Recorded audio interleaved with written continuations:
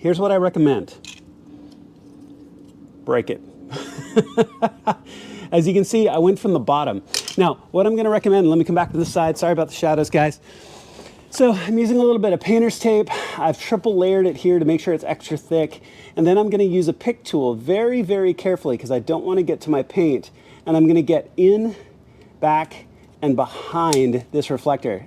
You probably heard that, a little pop and crack, right? The moment you start applying pressure release, these start to crack.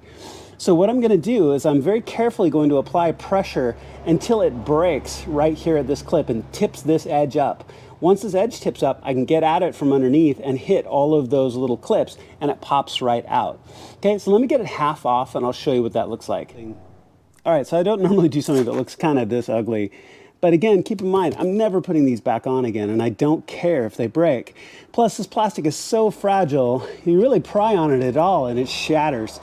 So, unless you took your bumper off, I really don't see any way to get these off intact. And I'm not gonna pull my entire bumper for just these reflectors. So, you work under this corner. As you can see, I've rearranged my tape a little bit to make sure that I've got a good angle where I can get underneath, and I can get this very first one of these fingers off.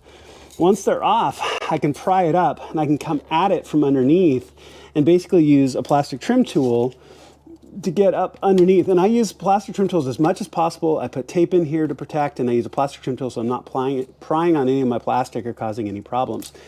But once you get that bottom one up, you can start to work. And as you can see, now the middle one is almost off. So I'm doing this one-handed right at the moment. But as you can see, it starts to work its way off. Like that, and that one broke. The other one came off intact. I just pulled and the whole thing popped right off. But I'm just gonna continue to work my way up through this piece till I get to these fingers that are in and just get the rest of this off, all right? Now, putting the new one on is literally just snapping it straight into place. I'll show you what that looks like when it's done, but there's no need to show actually putting it in because it's cake. You just snap it straight in. All right, so go ahead and get the rest of your reflector off. Reflectors are all gone. Forgive the afternoon shadows here. Looks really, really good. I like these a lot better. So these are those black fill-ins. A quick review here in the front. So the front reflectors are all done. Looks so much better than those orange monstrosities. I love it. And this is a pretty straightforward project and pretty easy to do across pretty much any version of BMW. So if you've got it all done, go ahead and clean up, put your tools away. All right, y'all, you can tell this is not a hard project at all. It just takes a few minutes and a few simple tools. The back on the G87 is probably the hardest part, and you just have to be careful that you do it, that you don't bang up any of the plastic, and you work through with plastic trim tools to get that reflector out. Just have a little bit of patience, and I'm sure you can do it.